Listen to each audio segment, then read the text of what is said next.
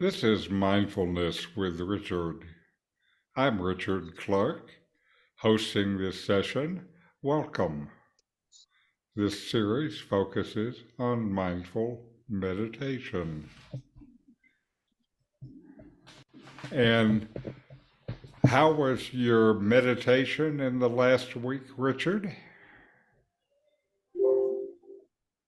It was good, and yesterday, in reading talks, that talk had a form of meditation that Ramana Maharshi had presented in terms of breath, breathing in, asking, "Who am I?" Yes, Holding your breath, saying, "I am he," and exhaling, say, "I'm not the body."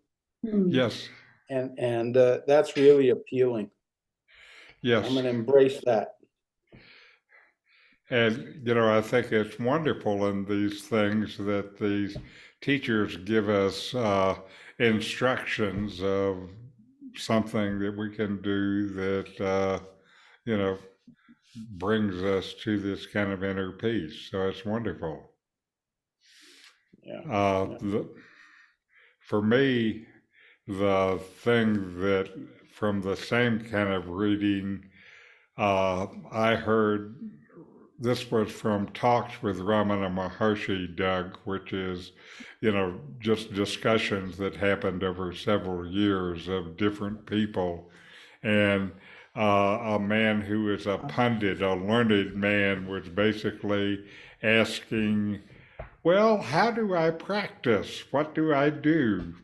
And he explained some different kind of religious ideas and spiritual ideas that he'd been thinking about for a long time. And in the end, Ramana said, all of the things you're talking about is thinking. And the best of the meditation is when there's none of this thinking. And in India, there's a primordial sage, Dakshinamurti, and he is famous because he taught only in silence. And Ramana said the guys learned what they had to learn from the silence. And one of the things they learned is you're never going to get it by thinking about it. And as somebody who spent a lot of time thinking about it, I really appreciated hearing that. Richard Clarke, what service are you on? I'm on Total Play. Okay, just because you're warbling again. Well, maybe it's you that's warbling. Well, it might be, but I'm on the other service anyway. So. Anyway, that's the best we can do. Anyway, the other thing I'll say before I ask Doug how his meditation was is since I've read that stuff from Ramana and have taken it to heart some, my own meditation, I feel like, at least for now, has gotten quieter and deeper. And when the bell goes off, I notice more time has passed without me noticing it. And that points to absorption. And so for me, not thinking about it so much has been good. Yeah. Anyway, how about you, Doug? Well, I'm certainly a part of that club. Those of us who have thought about it a lot over the years. I thought so. But yeah, but that video we watched from the Vietnamese teacher, Sitch, what was his name? Thich Nhat Hanh. Yes. Yes, that really helped me. In fact, I found a different version of it on YouTube that was a lot clearer and actually even had subtitles, which was somebody with my hearing or lack of, that was a big help, the subtitles. And so that's really helped me. Yes. I'm still struggling trying to get a regular routine for my meditation, but it seems like regular routines just do not come naturally to me. Me too, Uh, Doug. you too, yeah. Yeah, got a problem with They it. don't. It's whenever I can, and this past week I probably meditated maybe 4 times. But the one yesterday I had a really good, pretty deep meditation. hmm And even So though it's good. even though it's not natural for you to make it a routine, you're still keeping it up and keeping it going and having times of good meditation. Oh yeah, for sure. I saw this quote today from uh, remember Carlos Castañeda, Oh yes, of Sure. course. back in the 60s and early 70s. Anyway, this is the quote: we either make ourselves miserable or we make ourselves strong. The amount of We lost you. I guess I'm disconnected.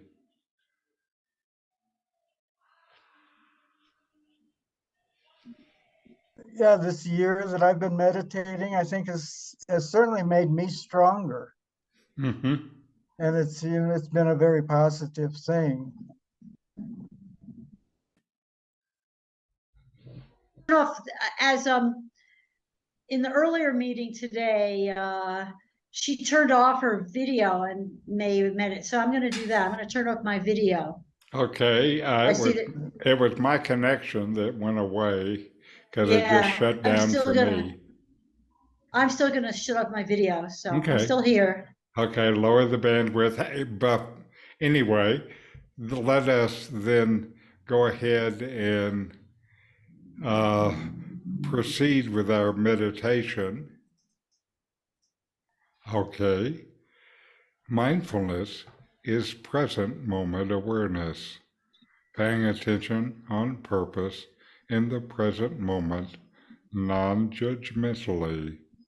Fully receive whatever is experienced, then let it go.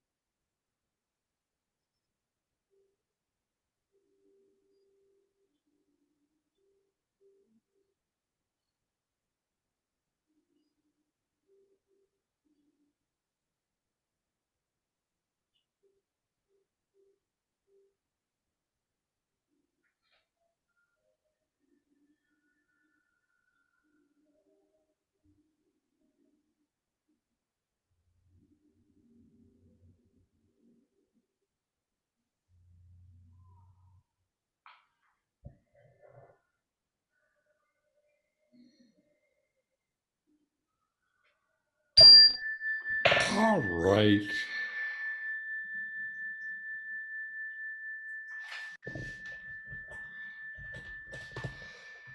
Now, today I want to talk about non-judging, and this is one of the essential attitudes of mindfulness.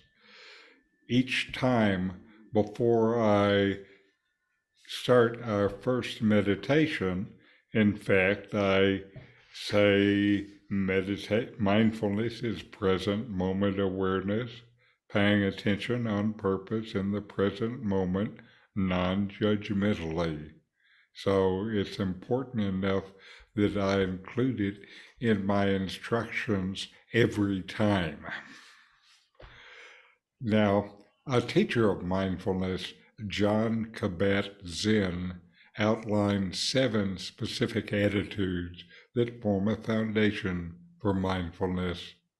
They apply directly, moment by moment, and day by day as you cultivate and deepen mindfulness in your meditation. These attitudes are non-judging, patience, beginner's mind, trust, non-striving, acceptance, and letting go. So we had non-judging, patience, beginner's mind, trust, non-striving, acceptance, and letting go. These support each other and are deeply interconnected. Practicing one will lead you to the others. Your ability to bring these attitudes forward in your mindfulness practice will have a great deal to do with your long-term success and your ability to calm your anxious mind.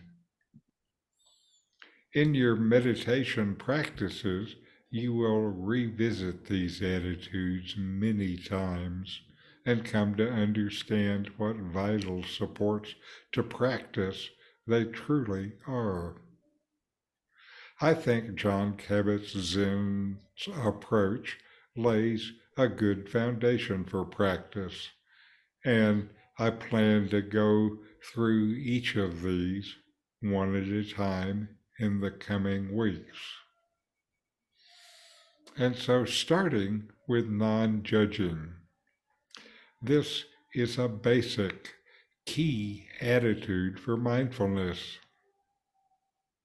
Non-judging opens up the experience without the desires and aversions usually present. These desires and aversions and tendencies distort your view. Non-judging removes this distortion. Mindfulness is compassionate, open-hearted, choiceless awareness. It is cultivated by taking the position of an unbiased, attentive witness to your own experience as it happens in the present moment. To do this requires that you begin to be with the content of your experiences without judgment as the present moment unfolds. A big part of our judgments are self-judgments. Our judgments of ourself may be even more severe than judgments of others. We judge our thoughts and actions. This is a good one. This is a bad one. Can we judge our thoughts and actions without judging ourselves? For most of us, the answer is no. This kind of negative self-judgment causes you to close down, not to open up. This is a problem for meditation where you want to be open and aware. When we meditate, we have a stream of thoughts, maybe evaluating and judging.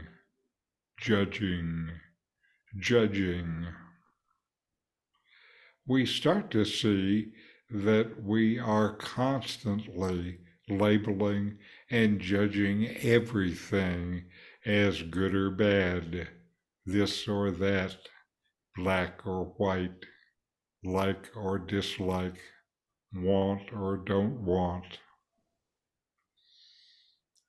The practice of non-judging is not to stop any judging. Rather, it is to help us recognize the constant way our mind operates. It develops self-knowledge. Ingredient. The world is non-judging helps us to see from the underlying witness consciousness. Opening to this underlying witness consciousness is a goal of mindfulness. Mindfulness teaches us that thoughts are just thoughts. One of the mindfulness practices is to learn how to be open to whatever thoughts that may come up in our mind. Just notice and then let go. Maybe you can visualize each thought as a leaf as it floats down the stream. No need to pick up the leaf or analyze its patterns, just watch the flow. Or notice thoughts like clouds that drift past in the clear blue sky. The clouds pass, the sky remains. Mindfulness is paying attention to the present moment, non-judgmentally, whether it is a cloud or the blue sky. If we can be aware of our thinking, the lens with which we see everything and everyone in this world, if we can see gently without judgment, then we'll have clarity and a deeper understanding that sees things as they are. From this place of clarity, we have freedom and a new way to respond instead of just reacting to our judgments. We are active thinkers. Our minds are constantly chattering. When someone wrongs us, it's easy for us to conjure up a list of reasons why we are right and they are wrong. When we have a bad interaction, we replay each moment and analyze it. Far too often, we over-attach meaning and respond emotionally to our thoughts, and we judge ourselves as well as others. The habit of categorizing and judging experience locks you into patterns of reacting and repeating thoughts, feelings, and behaviors. You may not even be aware of these patterns. Mindfulness helps bring this awareness out. Judging these actions and experiences separates you from the direct experience of each moment and from the unfolding reality of life. When you practice mindfulness, it is important to recognize the judging quality of the mind and identify the judgmental thinking as it arises. It is also important not to judge the judging. Judging the judging is a way of judging yourself. Simply note that judging is present. Notice it and then let it go. And know that you can be in the moment, with the moment, and more fully experience the moment without the separation that comes from all of these judgments.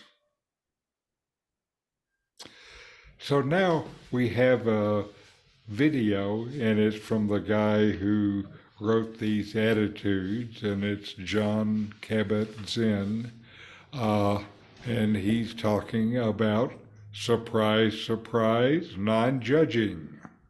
Yeah.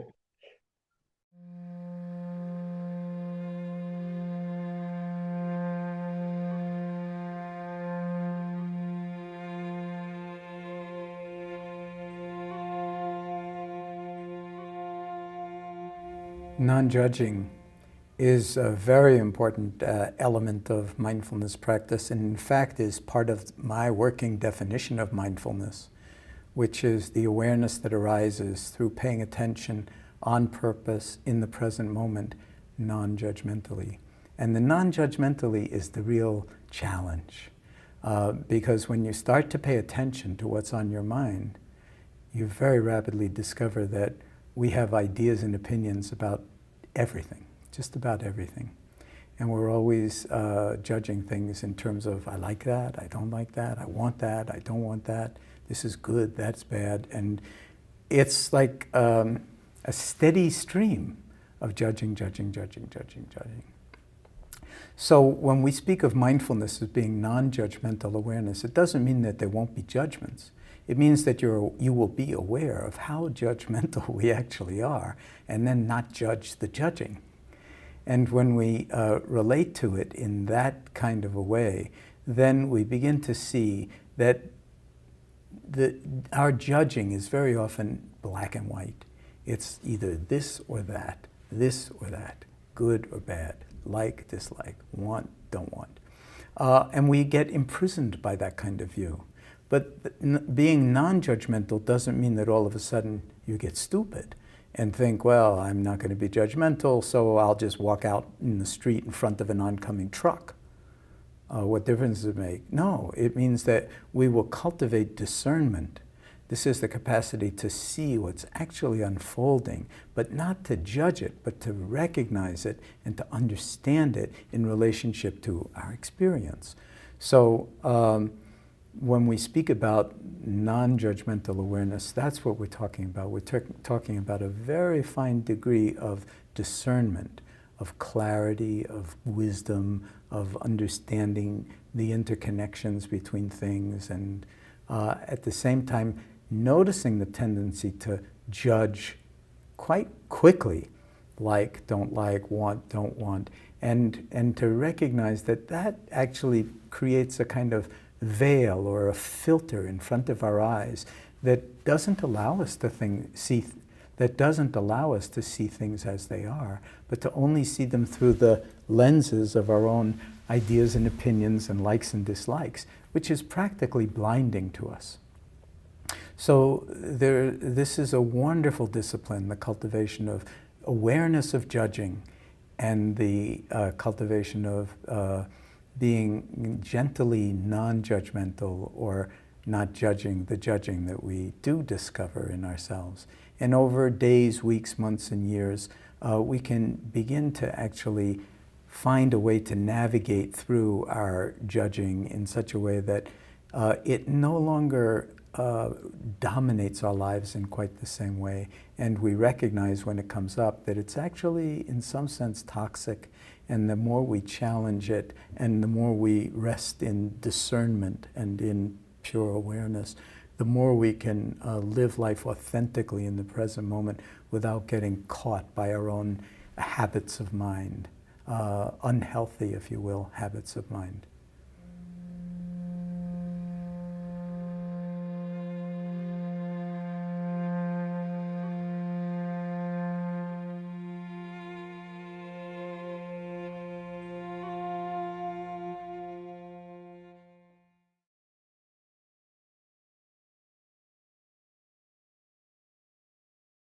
That Okay, and here now we're going to meditate again.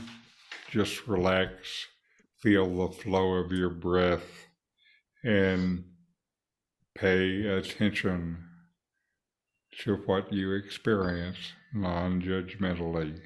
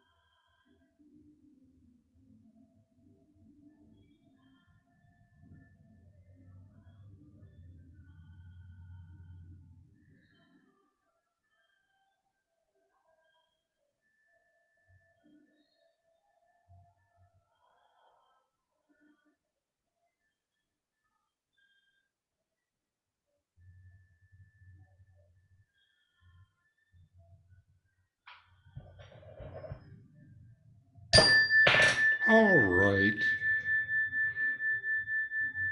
Om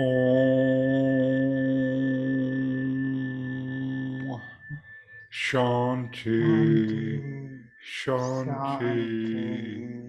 Shanti, Shanti, Shanti. Shanti. Om. Peace, Peace, peace, peace. peace.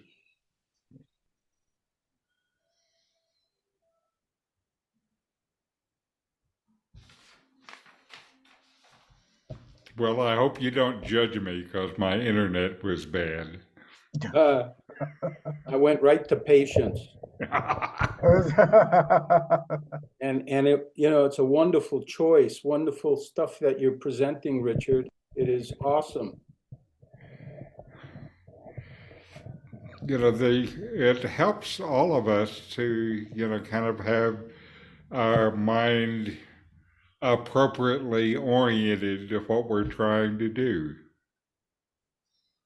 And, I think some of these practices for me are wonderful. One result that I get from this non-judging is it's one of the things that helps me, just kind of plunge into this moment. Yeah, and I liked how he used the term awareness of judging. Not so much that maybe you don't judge, but then to notice that you're judging and then not to judge yourself for judging, and just the awareness of it. Yes, yes.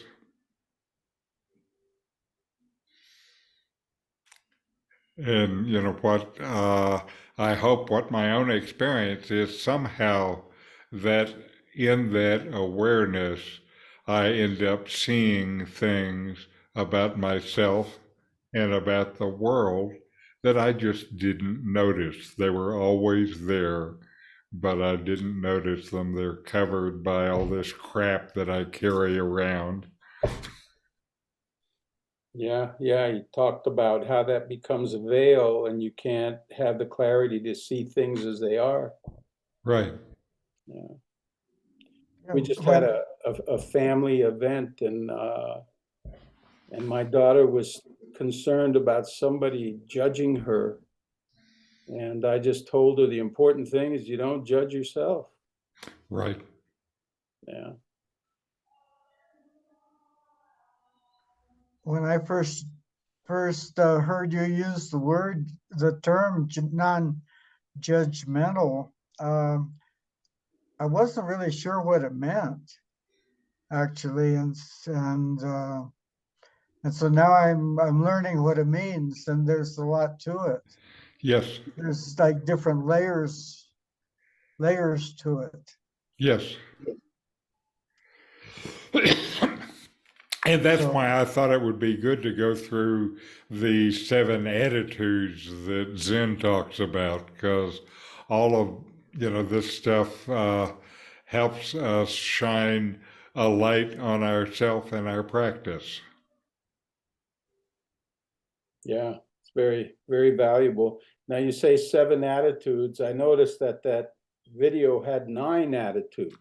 That's right. Well, they have lots of attitudes. That's right. It hey, but depends. who's counting? More than one attitude. Anyway, thank you again for joining me, and I'll see you next week. And I'll Wonderful. continue to work on technical issues. I'm afraid to solve the next problem, I may actually have to spend a little money, but that'll be okay.